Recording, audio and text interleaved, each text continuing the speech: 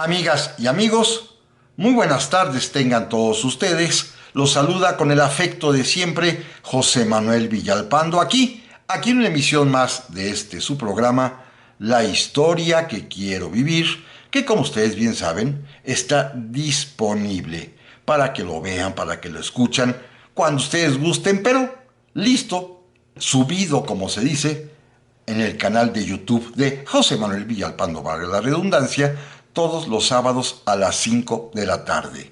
A las 5 de la tarde cada sábado aparece en ese canal el programa respectivo de cada semana, pero esto no obsta para que en cualquier momento del día, de la semana, del mes, a la hora que ustedes gusten y manden, cuando lo quieran, cuando lo deseen, puedan ustedes visitar el canal de YouTube de José Manuel Villalpando y encontrarán literalmente centenares de programas anteriores listos para poderse ver o escuchar cuando ustedes lo quieran. Gracias, amigas y amigos, por su presencia, por su compañía, para platicar de historia, y en este caso, de historia de México. Y, como siempre, lo quiero reiterar, este es un programa que no tiene ningún tipo de interés pecuniario, no está monetizado, no hay ningún otro objetivo más que el platicar, ustedes y yo, de historia. Agradezco infinitamente, por lo tanto, su amable compañía, su presencia siempre tan alentadora, y les reitero que están a su disposición las vías electrónicas que permiten comunicarnos, bien sea a mi correo villalpandohistoriador@gmail.com, a mi página de Facebook Villalpando la Historia, o también en los comentarios que permite el propio canal de YouTube, que están todas estas vías a sus respetables órdenes. Amigas y amigos, si les parece bien, vamos a dar inicio al programa de hoy. ¿Por qué? Siguiendo con las conmemoraciones bicentenarias de lo que ocurrió hace 2 siglos, hoy nos corresponde platicar del momento aquel, el día 10 de octubre de 1824, hace 2 siglos exactamente, el 10 de octubre, cuando tomó posesión de la presidencia de la República, de la titularidad del Poder Ejecutivo, nuestro primer gobernante con este título, con este cargo, el primer presidente de la República, que todos sabemos, porque este sí es un nombre sumamente conocido y desde la primaria nos los enseñan, cuyo primer presidente de México fue don Guadalupe Victoria. Un hombre, repito, conocidísimo. Bueno, es más, cuando se han hecho, y lo hacen periódicamente los medios de comunicación, encuestas para conocer quién ha sido el mejor presidente de la República, por supuesto, según el periodo presidencial, según en la época de que se trate, según el momento histórico que se está viviendo, siempre aparecen como presidentes mejores, los mejores calificados, los que tienen pues un mayor grado de aceptación y de reconocimiento entre nosotros según las encuestas. Naturalmente el presidente en turno, hoy sería la presidenta en turno, siempre aparece necesariamente don Lázaro Cárdenas, siempre aparece Francisco Ignacio Madero, a veces en la escuela don Porfirio Díaz, siempre aparece por supuesto Benito Juárez, y fíjense, curiosamente, siempre está presente don Guadalupe Victoria en estas encuestas. No sé si es porque efectivamente conocemos cuáles fueron los resultados, los logros, las dificultades de su gestión presidencial. No sé si es porque, repito, a todos y a todas nos enseñaron desde la escuela primaria el nombre del primer presidente de la República, Guadalupe Victoria, o no sé si es porque, pues simple y sencillamente los mexicanos le guardamos de veras un sincero afecto, un recuerdo honroso a la figura, a la persona, a la obra de Guadalupe Victoria. No lo sé, lo repito, pero siempre aparece y está presente entre nosotros con este nombre fabuloso de Guadalupe Victoria.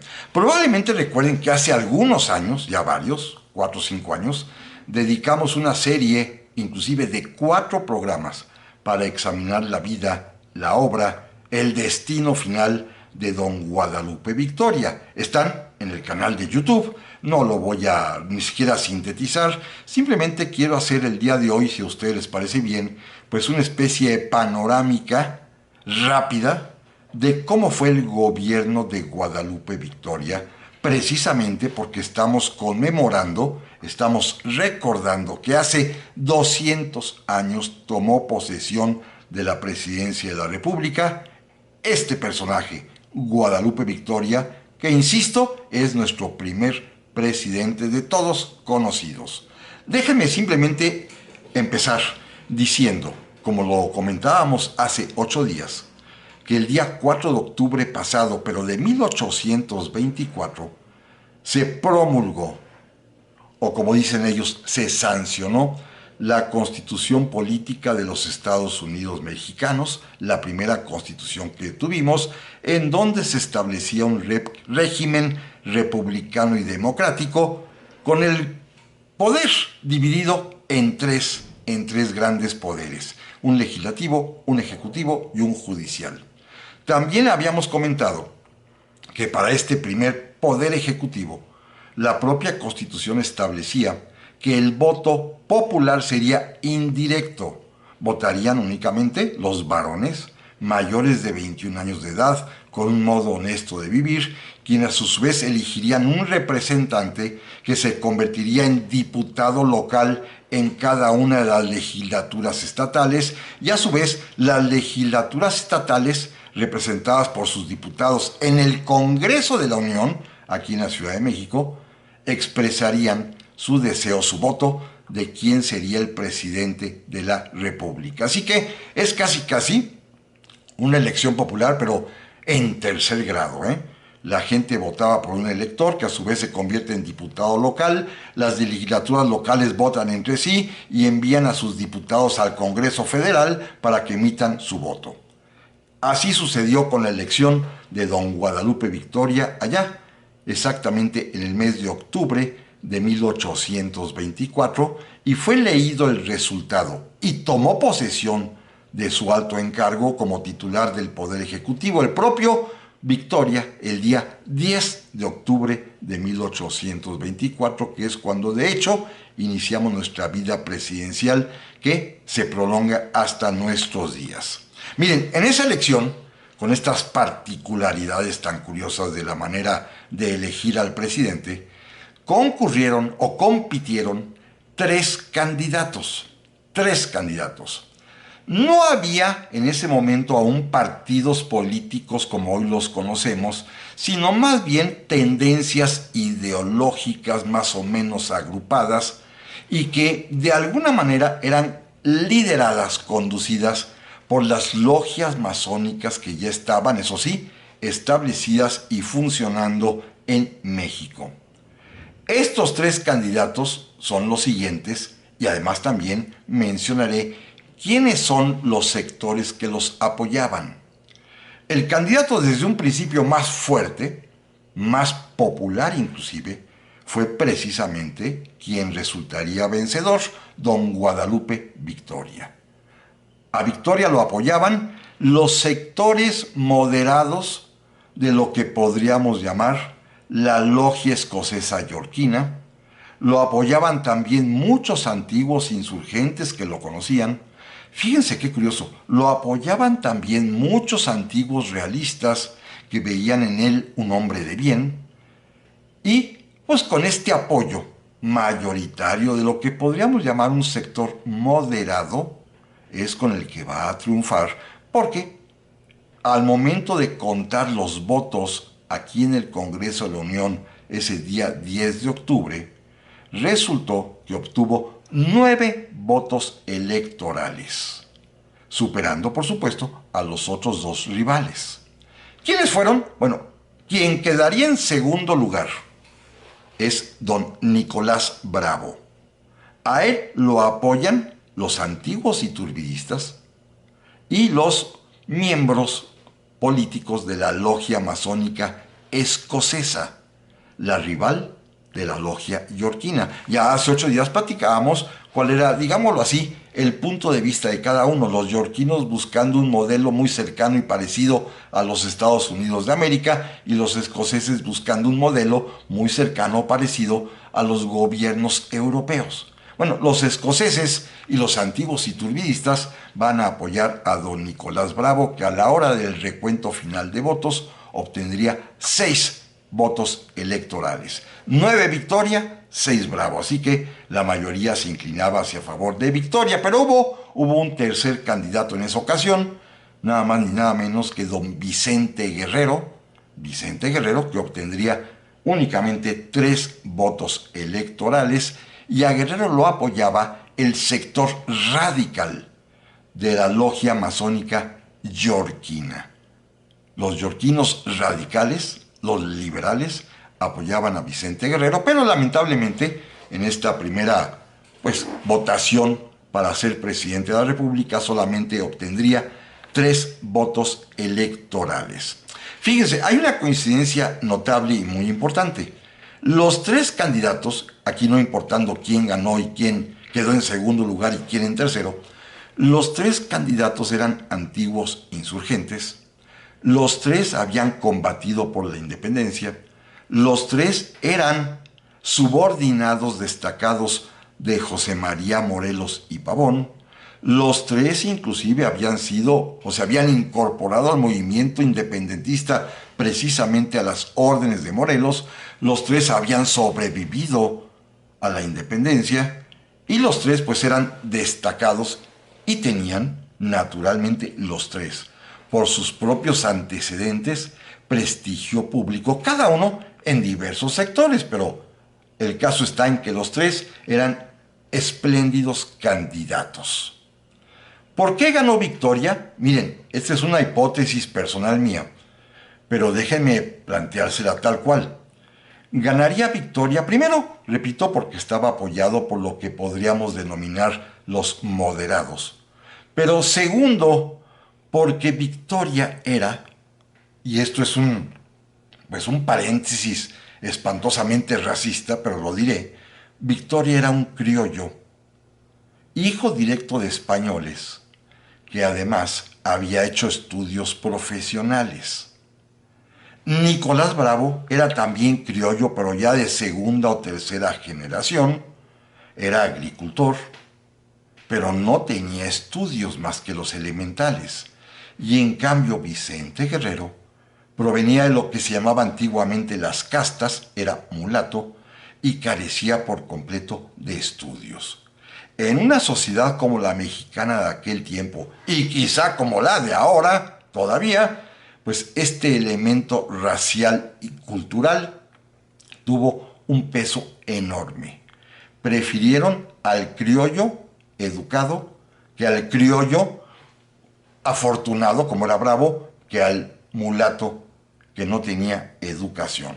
Así sucedió tal cual, no somos quien para juzgarlo, pero este fue el resultado de la primera elección para ser presidente de la República, en la cual, repito, el ganador será Guadalupe Victoria. De él ya platicamos hace algún tiempo, y simplemente quiero dar un breve repaso de sus notas más sobresalientes en materia de biografía y decirles, como ya decía yo hace un momento, que era criollo, hijo de un español, que además era autoridad virreinal allá en Tamazula, en el actual estado de Durango, una provincia en ese momento muy rica porque allí había minerales, y Victoria va a nacer con el nombre de Miguel Fernández Félix, como todos sabemos, en un ambiente acomodado, pero en una zona muy lejana de cualquier centro de instrucción, por lo cual sus padres decidieron enviarlo desde muy joven a la Ciudad de México para que se formase, para que se preparase y para que, inclusive, hiciera una carrera profesional.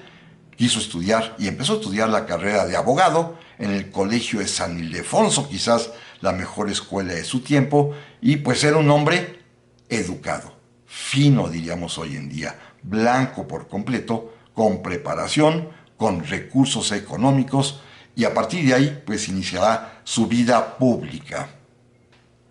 No quisiera detenerme mucho narrando las peripecias juveniles y en su época de insurgente, simplemente diré que Guadalupe Victoria muy pronto, siendo estudiante aquí de abogacía, se vincularía con el movimiento secreto llamado Los Guadalupes, una organización clandestina que desde la Ciudad de México apoyaba al movimiento insurgente que ya para entonces había iniciado Miguel Hidalgo, que había continuado Ignacio López Rayón y que ahora despertaba la atención y llamaba muchísimo, pues la atención, valga la redundancia, de mucha gente lo que estaba haciendo José María Morelos y Pavón, razón por la cual Guadalupe Victoria, así como otros jóvenes, colegas suyos como el joven también Andrés Quintana Roo o también Manuel Mier y Terán, pues ellos decidirán dejar los estudios profesionales, dejar también las comodidades de su vida hogareña en la Ciudad de México y lanzarse a la rebelión para unirse a las huestes del siervo de la nación. El primer hecho de armas que conocemos destacadísimo de Guadalupe Victoria cuando apenas era un joven capitán ocurre en el año de 1813 durante el sitio que los insurgentes al mando de Morelos impusieron a la ciudad de Oaxaca, a la capital oaxaqueña.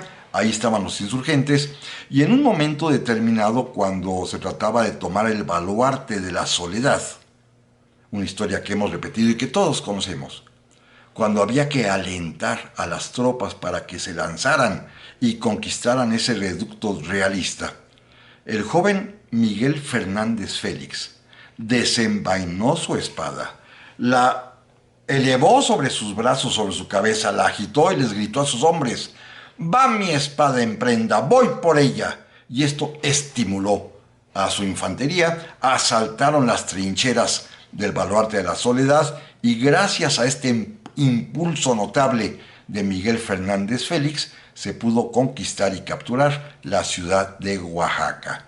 Y aquí viene el episodio que varias veces hemos platicado, que no me pienso detener mucho en él, en el cual después, cuando en la plaza principal de Oaxaca, Morelos quiso agradecerle personalmente a Guadalupe Victoria, Miguel Fernández Félix en ese momento, su acción heroica y valiente, es cuando el propio muchacho, Miguel Fernández Félix, le indica, le dice a José María Morelos y Pavón que desea cambiar su nombre, que ya no quiere llamarse Miguel Fernández Félix, sino que tiene una propuesta a la cual Morelos accederá de llamarse Guadalupe Victoria, por el simbolismo enorme que tenía este nombre. Primero, obviamente el de la Virgen de Guadalupe, que ya se había convertido desde los días del padre Hidalgo en la bandera, en el estandarte de la insurgencia.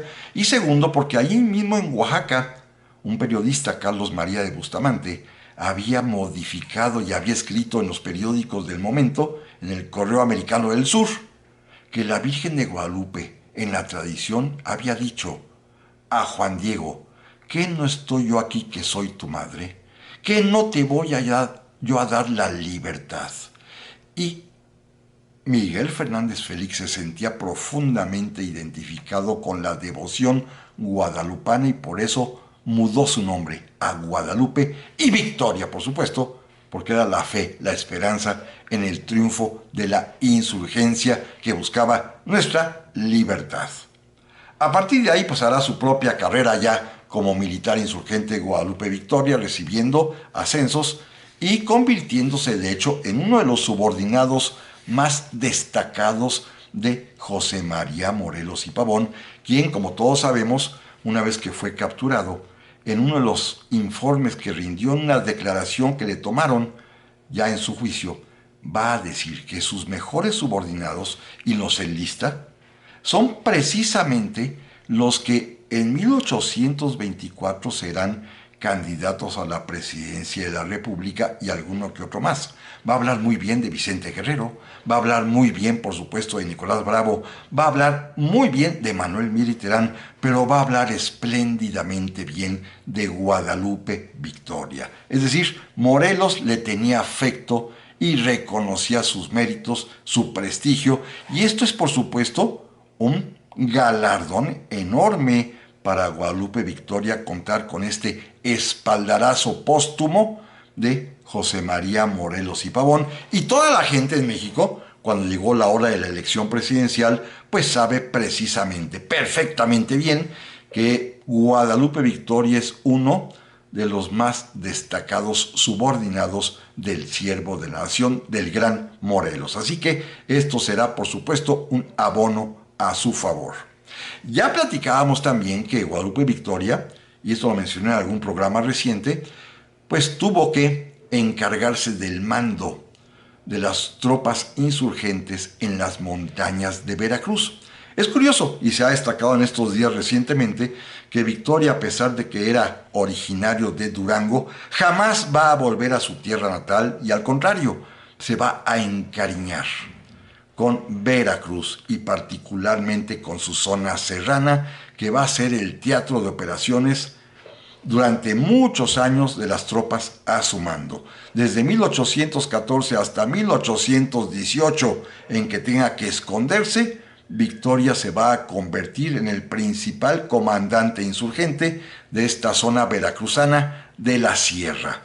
Ahí va a estar, inclusive ya platicábamos hace poco, que va a tener dificultades una vez que haya muerto Morelos con sus demás compañeros de armas, particularmente con Manuel Mier y Terán, con quien tenía una antipatía de tiempo atrás, pero también con Vicente Guerrero. No se ponen de acuerdo los tres.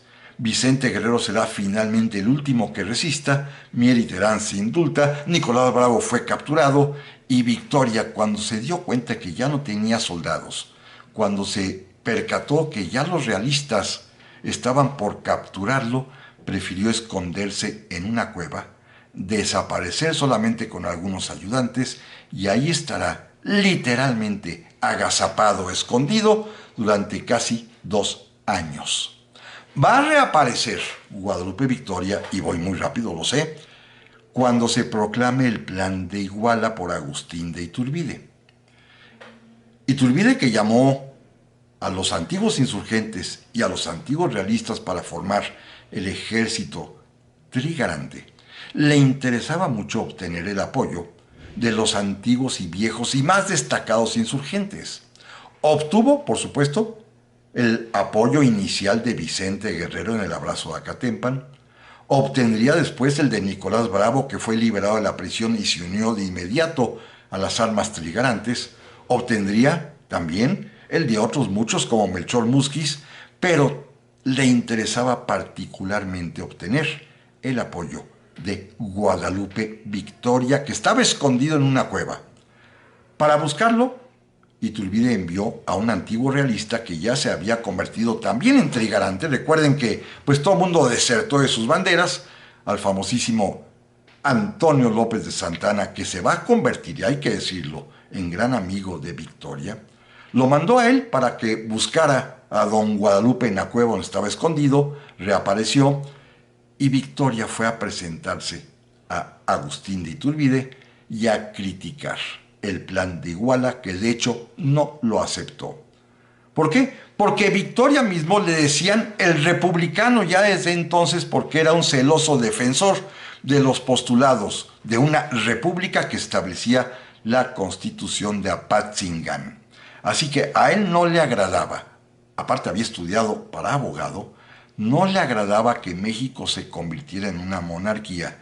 Y un poco en son de broma, quizás también un poco en serio, le dijo a Iturbide que por supuesto solamente aceptaría si se modificaba el plan de Iguala y el emperador, en lugar de ser llamado de España, lo fuera un antiguo insurgente, o sea, como él, que además nunca se hubiere indultado, como él y como Vicente Guerrero, y que además fuera soltero, solamente él, porque Guerrero ya estaba casado, para que se pudiera casar con una princesa india de Guatemala.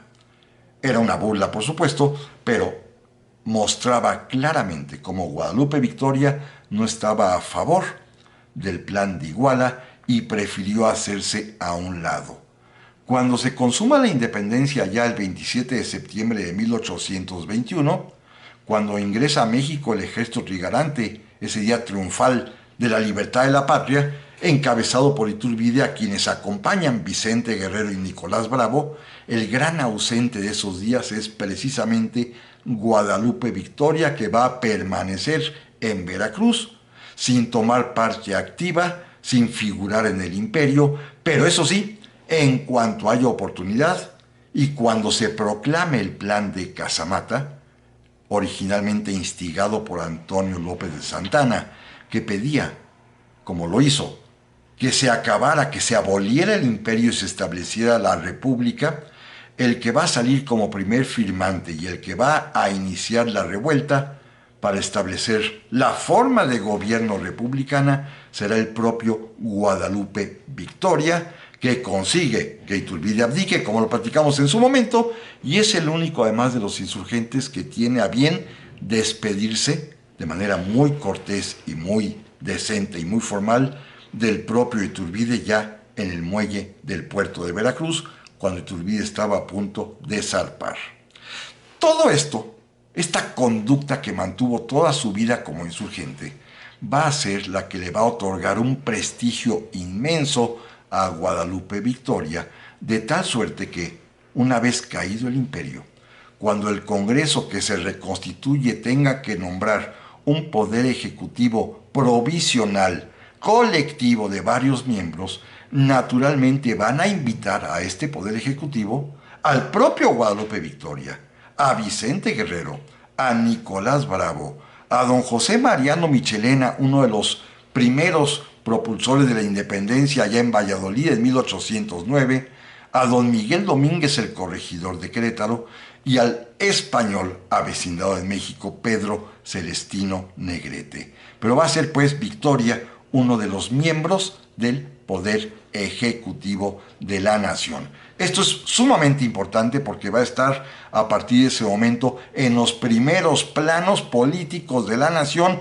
y por lo tanto, cuando llegó la hora de hacer elecciones y nombrar, designar, elegir un presidente de la República, pues evidentemente el que tenía mayor prestigio, mayor carisma, mayor reconocimiento, la mejor trayectoria de todas, además, sus prendas personales que todo el mundo le reconocía como un hombre de bien, algo dubitativo, pero un hombre decente, un hombre de bien, y aparte un hombre de buena cuna, de buena crianza, de buena educación, y, para gusto de muchos, blanco, criollo, auténticamente hijo de español, pues será evidentemente el mejor candidato y el ganador, don Guadalupe Victoria, que indudablemente arrasó en la elección presidencial con 9 votos a favor contra 6 de Vicente Guerrero y 3 de Nicolás Bravo. Pero amigas y amigos, no se vayan, que en un momento más vamos a continuar con este programa.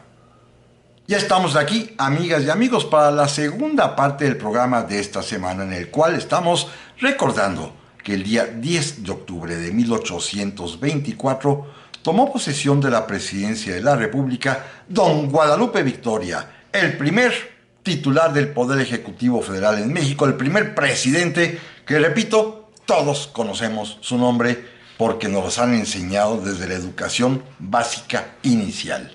Miren, ese día tomó posesión y debo decir pues algo que todos seguramente conocen.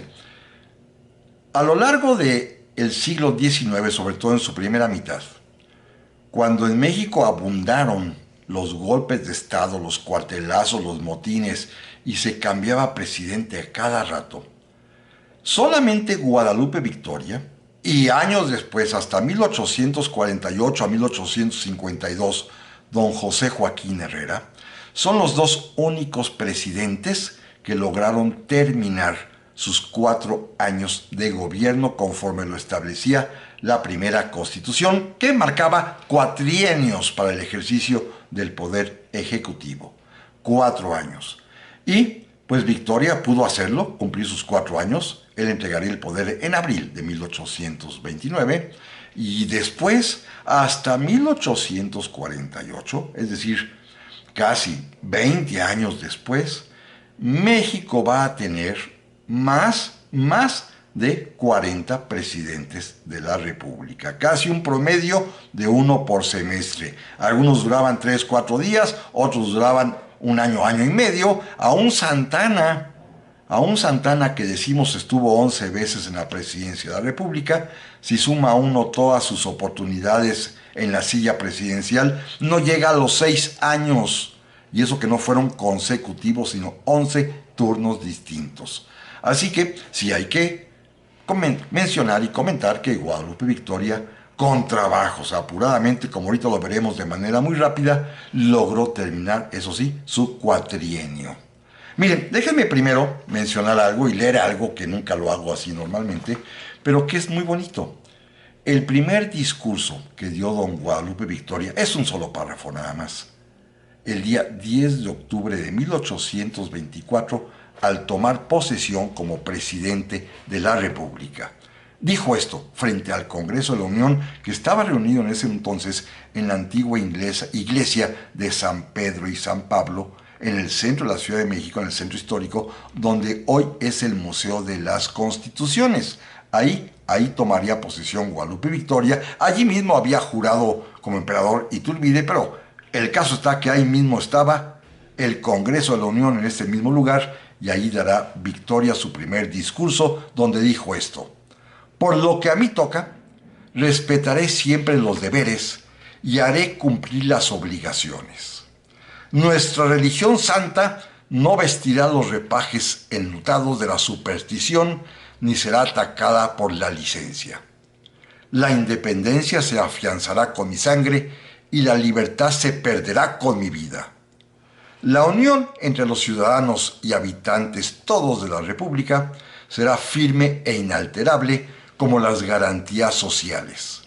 Las personas, las propiedades serán sagradas y la confianza pública se establecerá.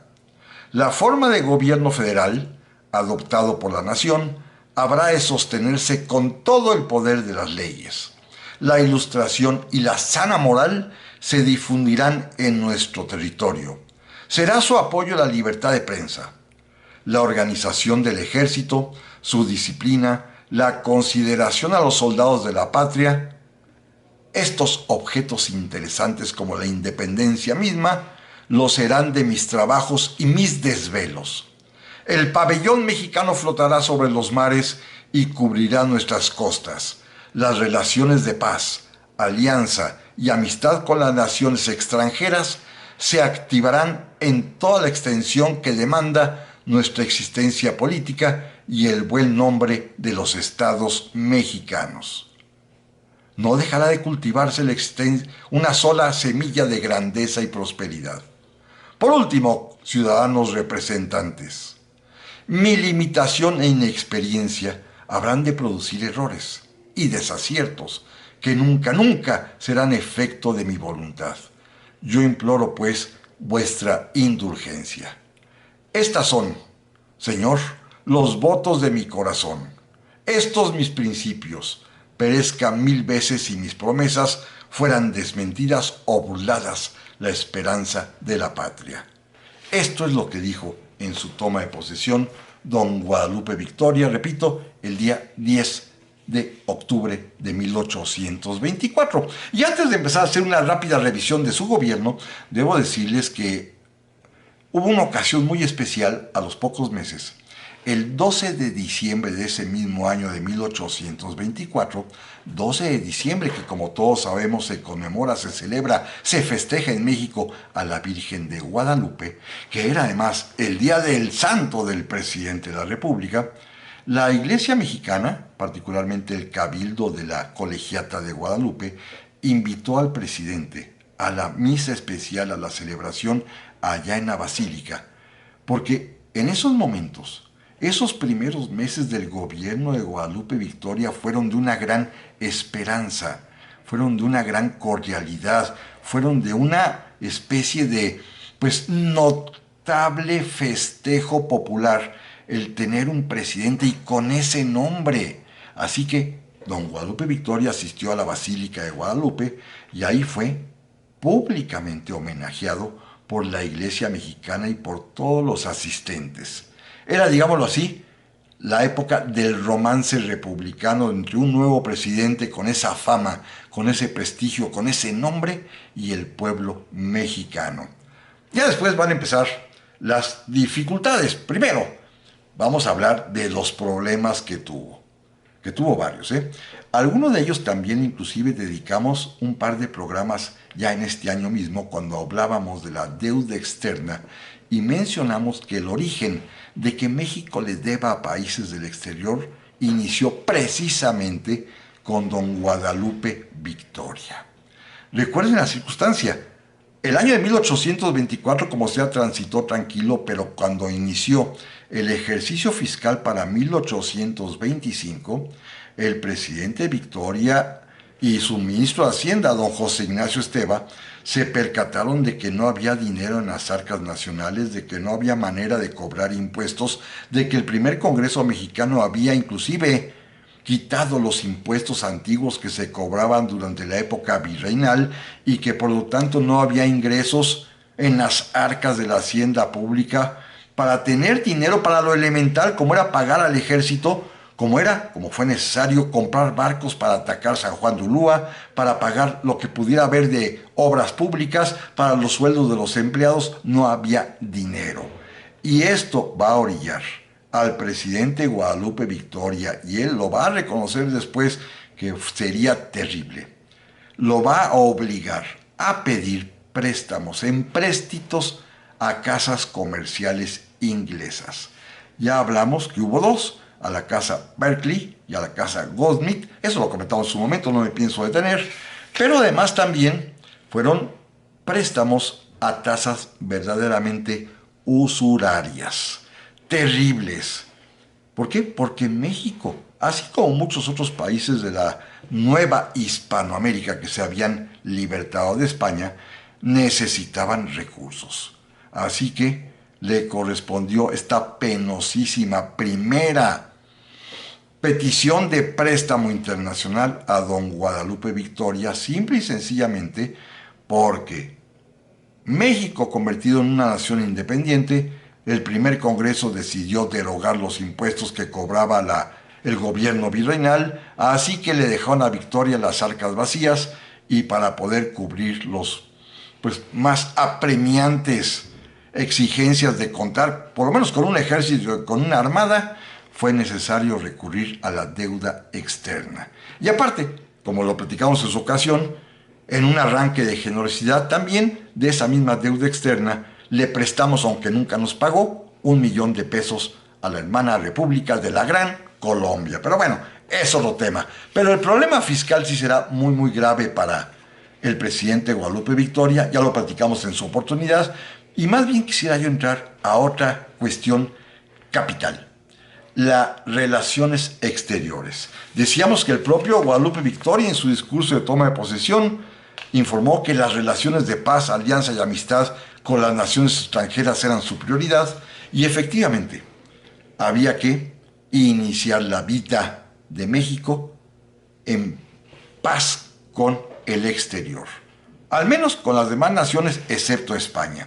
Con España sí se va a mantener una política literalmente de defensa ante la agresividad española. Recuerden, amigas y amigos, que ya lo hemos platicado, pero España no reconoció la independencia de México sino hasta el año de 1836. Ya lo platicamos también en algún programa hace algunos años, cuando se firma el Tratado Santa María Calatrava, en el cual se reconoce la independencia de México, se respeta su territorio, y fue cuando nos pedimos perdón mutuamente. No es el tema de hoy, pero ya lo habíamos platicado. Así que durante el gobierno de Guadalupe Victoria sí habrá mucha animadversión de España a nosotros y en reciprocidad de nosotros a España.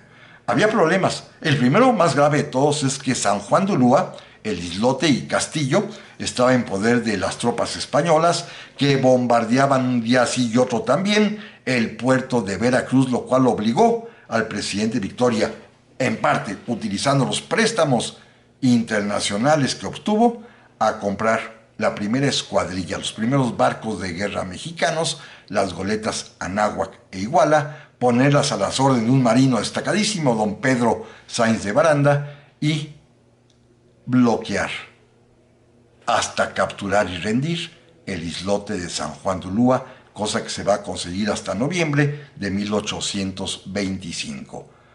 Los españoles, pues, fueron derrotados en ese momento, cuando los expulsamos de San Juan de Ulúa, pero aún así hicieron algunos intentos. Se acusó a un sacerdote mexicano de querer crear un complot para traer de nueva cuenta la monarquía española. Esto va a obligar al presidente Victoria, por el clamor popular, a dictar la famosísima ley de expulsión de los españoles, y además también Victoria quiso soñar con independizar Cuba, con la creencia de que Cuba, como había pertenecido a la Nueva España, pues también naturalmente era parte de México.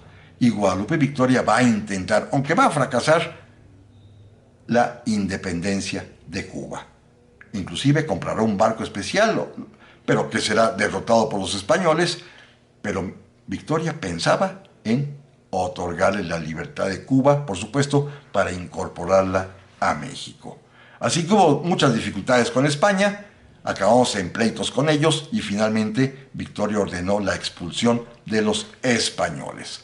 Por otra parte, quizás más interesante, es el asunto de Inglaterra, que sí era vital. Vital porque Inglaterra necesitábamos contar un tratado con los ingleses para que sus casas comerciales nos prestaran dinero. Por lo tanto, era fundamental las relaciones de paz y de amistad y de comercio con Inglaterra. Y para ello, para estar bien con los ingleses, pues se firmó un tratado. Y este tratado implicó, fíjense qué interesante, una violación a la propia Constitución de 1824, que ustedes recuerdan, lo platicábamos hace 8 días, establecía que la religión única, sin tolerancia de ninguna otra en nuestro país, era precisamente la religión católica. Y en Inglaterra, en ese momento, la religión de la gran mayoría de los súbditos británicos e inclusive el culto religioso oficial de la monarquía inglesa es la religión anglicana. Así que, pues esto era un problema, porque habría que violar la Constitución y no importó, Era tan urgente e indispensable la aceptación inglesa para que nos prestaran dinero sus casas comerciales que México, pues, aceptó violar su propia Constitución por encargo del propio presidente Guadalupe Victoria, y de esta manera pudieran venir súbditos ingleses, algunos a trabajar, otros a invertir, a vivir en México, para lo cual el gobierno mexicano les proporcionó inclusive un terrenito en la actual Ribera de San Cosme, donde se edificó una capilla del culto religioso anglicano y el famosísimo cementerio británico para poder enterrar allí a los muertos ingleses que fallecían en nuestro país, para que tuvieran pues su propio espacio para practicar su religión y para poder depositar sus cadáveres. Así que pues no importaba violar la Constitución, hubo que hacer una excepción con los ingleses, pero se consiguió un buen tratado, comenzó a llegar inversión inglesa, sobre todo en materia minera, las famosas minas del mineral del Chico en el actual estado de Hidalgo y toda esa zona, y además también pues sobre todo, insisto en ello, la asistencia comercial bancaria para que nos prestaran dinero que tanto estaba urgido y necesitado de él el gobierno mexicano. También tuvimos relaciones, eso sí, muy amistosas y muy cordiales con la Gran Colombia, que en ese momento encabezaba el libertador Simón Bolívar. Establecimos lazos de unión, amistad, inclusive fraguamos juntos a ver si podíamos reconquistar Cuba, de tal suerte que Cuba se quedara para México y la isla de Santo Domingo se quedara para la Gran Colombia, es decir, Colombia, Venezuela y Ecuador, pero esto fracasó. Y sin embargo, sí, ya lo decía yo hace un rato, les prestamos $1,000,000 que nunca nos pagaron, pero bueno, eran relaciones de paz, de hermanos, digámoslo así, porque el propio Simón Bolívar siempre vio a México en el plano internacional como la gran metrópoli de Hispanoamérica, como el hermano mayor pues de todas las demás naciones. Así que con ellos tuvimos una gratísima relación.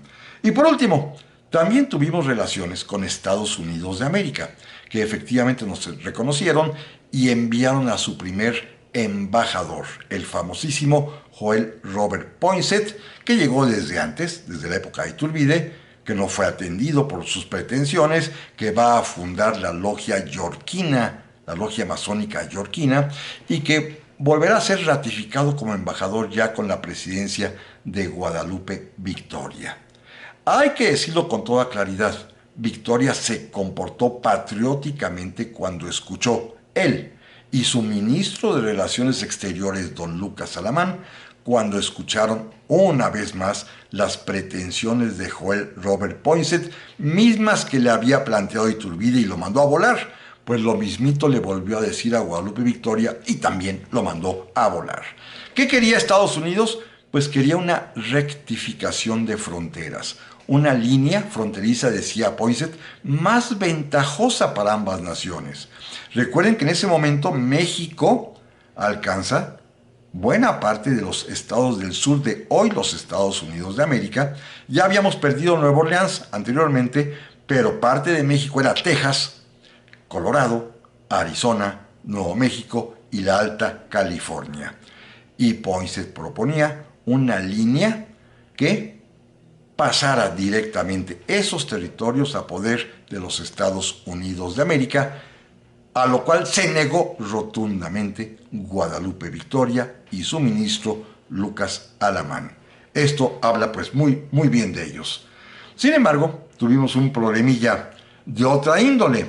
Ante esta, pues digámoslo así, pretensión norteamericana, y como ya empezaban a llegar los inmigrantes de aquella nación para poblar lo que hoy es Texas, que entonces era el estado de Coahuila y Texas con J, pues el gobierno del presidente Victoria y su ministro Lucas Alamán expidieron la ley de colonización, por la cual pretendían, fíjense el sueño, Victoria y Lucas Alamán, que vinieran colonos para que trabajaran la tierra de los países europeos como de Irlanda, como de la propia España, de Francia, de los países católicos como Hungría, como Italia, que vinieran a agricultores, jornaleros, a los cuales se les dotaría de tierra, bienvenida a la inmigración extranjera pensando que sería europea, y estableciendo que el único requisito para el inmigrante es que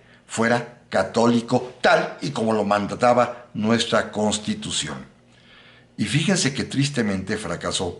No vino ningún inmigrante europeo, ningún irlandés, ningún polaco, ningún húngaro, ningún francés, y en cambio se llenó de inmigrantes norteamericanos, todos ellos, sí, con otra religión, por supuesto, algunas de las denominaciones protestantes, pero todos, absolutamente todos, pasaban en la frontera en Nachitoches, pasaban a la Iglesia Católica, se bautizaban, obtenían una fe de bautismo católica, la presentaban en la oficina de inmigración mexicana y como cumplían con la ley, eran extranjeros católicos, pues el gobierno mexicano, por esta torpeza de miras, pues se vio obligado a admitirlos y aquí se van a asentar.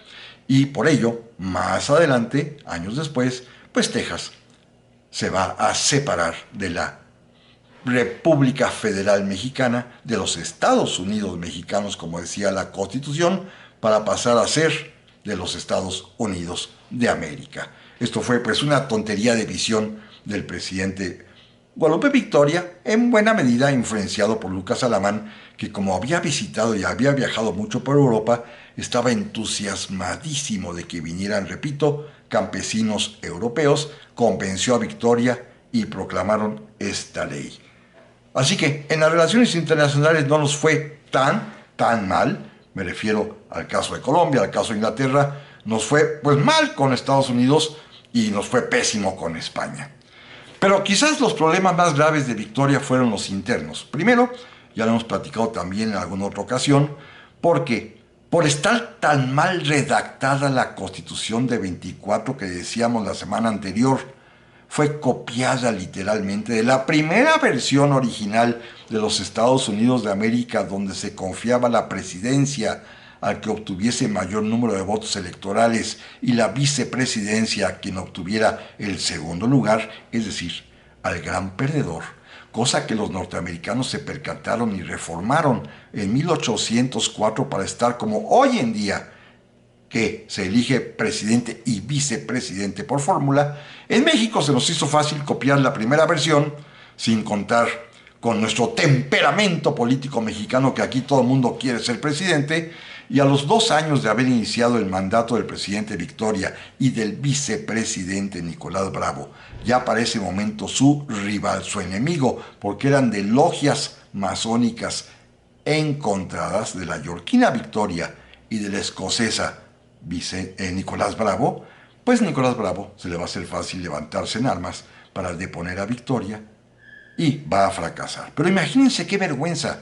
El vicepresidente organiza un motín, una asonada, para deponer al presidente cuando los dos fueron electos conforme el mecanismo previsto por la Constitución. De vergüenza, patético. Bravo tuvo que salir del país, fue exiliado y Victoria terminará su periodo sin contar con un vicepresidente. ¿Por qué? Pues porque era su enemigo. Esto sí, es para dar vergüenza. Ahí echamos a perder nuestra vida democrática cuando pues no son de confiar los partidos políticos, porque lo que quieren es alcanzar sus ambiciones. En este caso, Nicolás Bravo quería urgentemente ser presidente e intentó deponer a Victoria. Y después, ya para terminar su mandato, el propio Victoria va a intervenir en la contienda presidencial. El candidato, ya que Bravo había sido enviado al exilio por su intentona, el candidato natural esta vez, que aparecía como el gran favorito, era una vez más Vicente Guerrero, apoyado por la logia escocesa yorquina en su ala más radical.